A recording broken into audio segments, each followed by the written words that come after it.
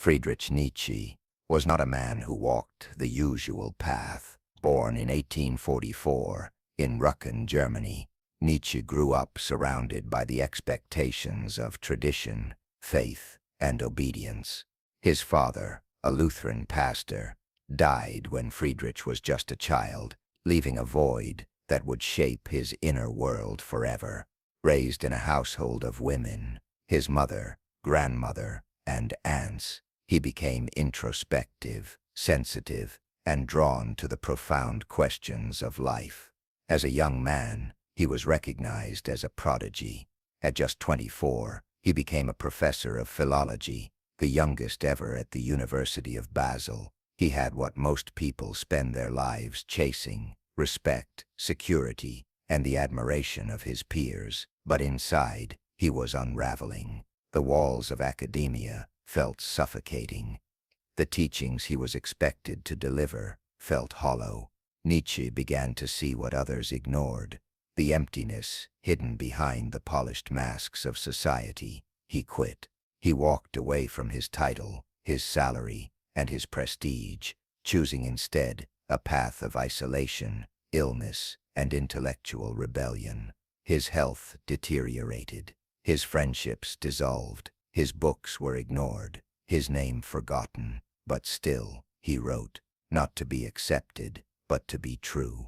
Not to belong, but to become. And from that lonely road, Nietzsche gave us some of the most powerful lessons ever written about freedom, power, and the courage to be yourself.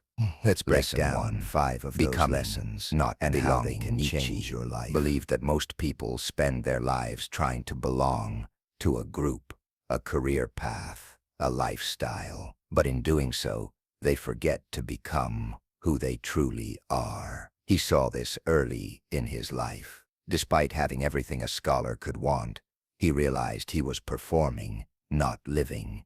He wasn't expressing his truth. He was echoing someone else's. So he stepped out. He let go of the applause. This is what he meant when he wrote, "Become who you are." For the average person working a 9 to 5, it might seem like Nietzsche's choice was insane. But here's the question he would ask: are you really choosing your life? Or are you just repeating someone else's pattern? A student studying business who dreams of writing novels, a nurse who sketches art between shifts, a worker who feels like they're dying a little more each Monday.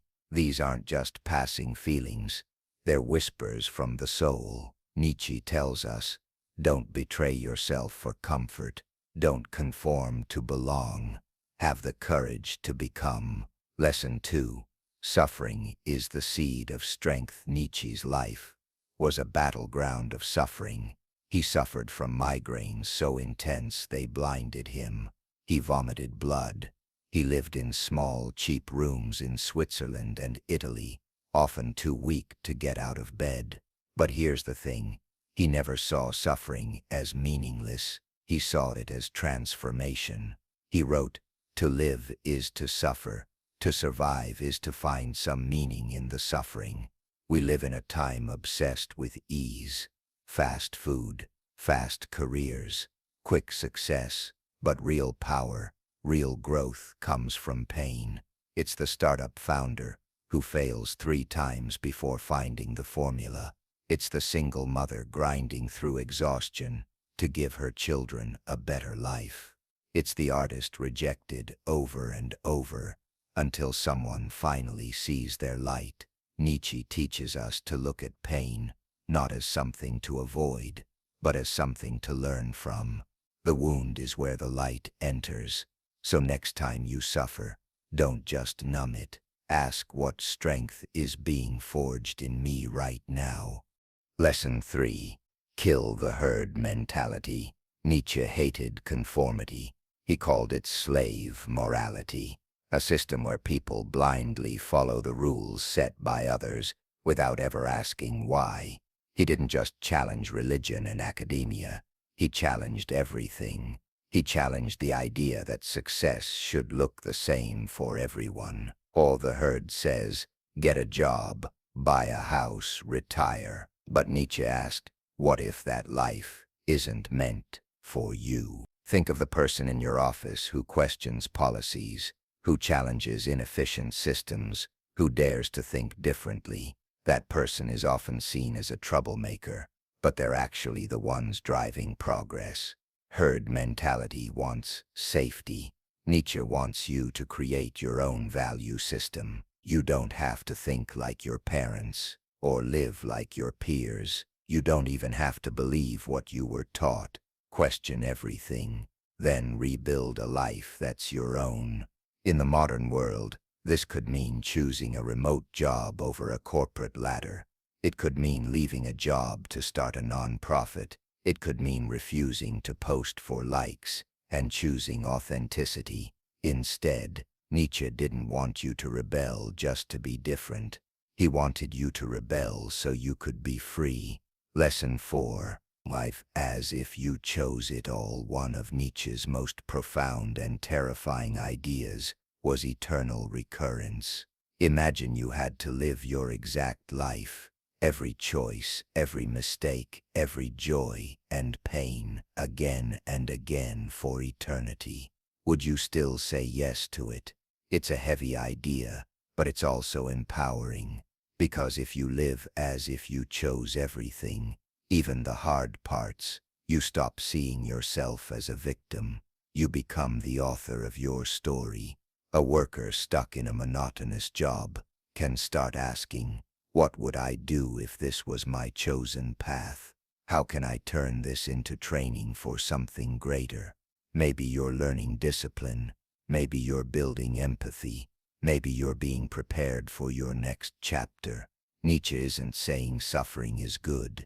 He's saying own your life, all of it, every scar, every triumph. Live so boldly that you could relive every moment and still say, yes, I chose this. Lesson 5. Create, don't conform. Nietzsche didn't follow literary norms. His books weren't neatly organized. They were chaotic, poetic, metaphorical. Some called them nonsense. Others called them genius. But one thing was certain. They were his.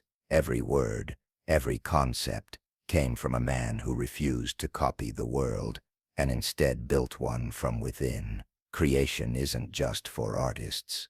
Creation is for anyone who refuses to live passively, a teacher who brings new energy to the classroom, a coder who builds something no one asked for, but everyone needed, a side hustler creating content that speaks their truth. That's Nietzsche's spirit. That's what he meant when he said, one must still have chaos in oneself to be able to give birth to a dancing star. You don't need a roadmap. You need imagination. You don't need permission. You need fire. Don't just follow the rules. Write your own. That's not rebellion. That's creation. That's how you leave a mark.